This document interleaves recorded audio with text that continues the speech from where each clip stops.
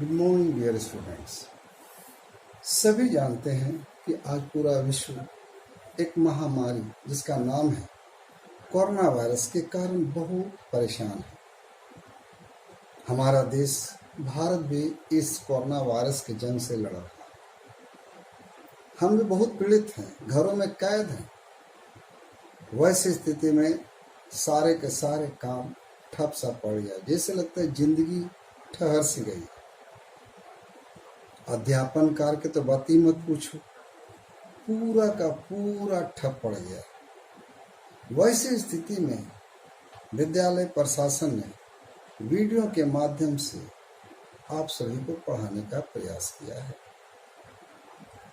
उसी क्रम में आज वर्ग 8C 8C के विद्यार्थियों के लिए पाठ पुस्तक के प्रथम पाठ मेरा देश कविता को बताने का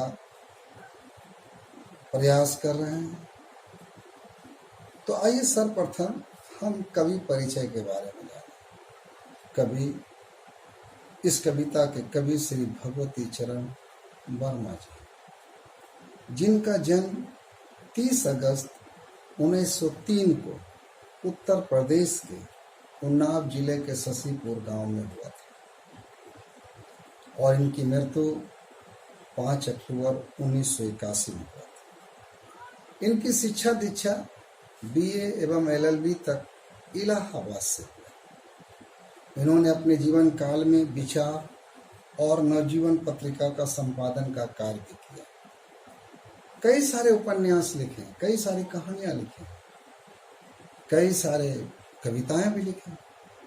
इसी उपन्यास में एक चित्रलेखा उपन्यास था, भी बहुत प्रसिद्ध था, जो आगे चल करके फिल्म उद्योग में इस पर एक फिल्म बनाया गया। तो अब हम चलते हैं कविता की ओर।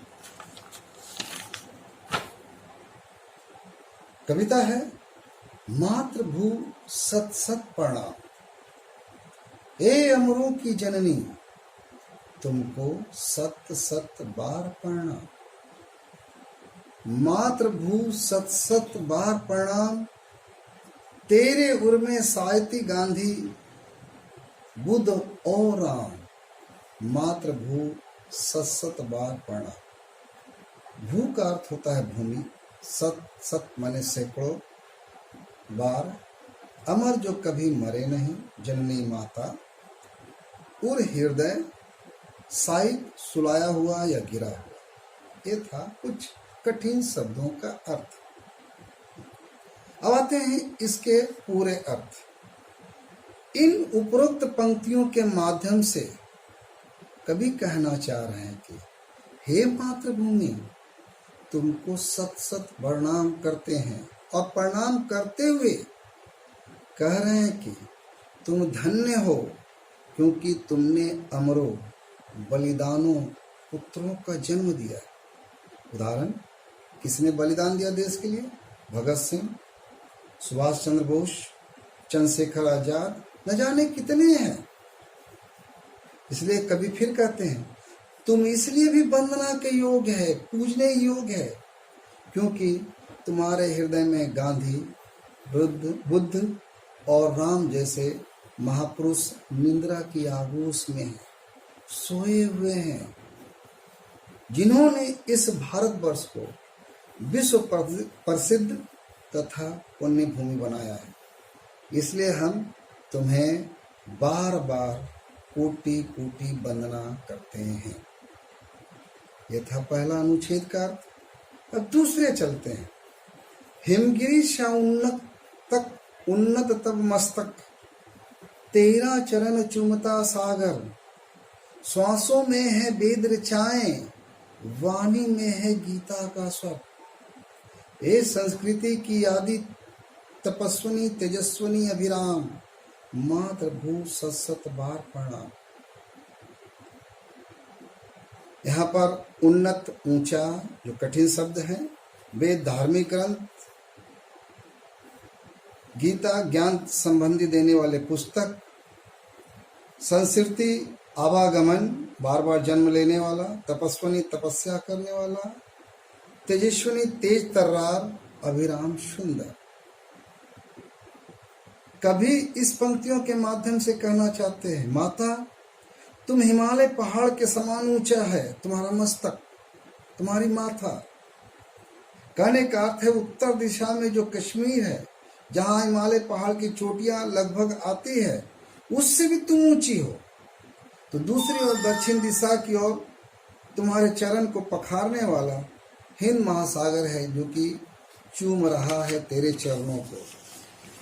तुम्हारे यह सांसों में जो वेद मंत्र छिपा है, यही नहीं तुम्हारे हृदय में जो गीता पाठ का ब्रह्म ज्ञान छिपा हुआ है, इन सब को देखते हुए कभी कहते हैं माँ तुम्हारी वाणी भी बड़ी मधुर है और उसमें गीता का ज्ञान छिपा हुआ है।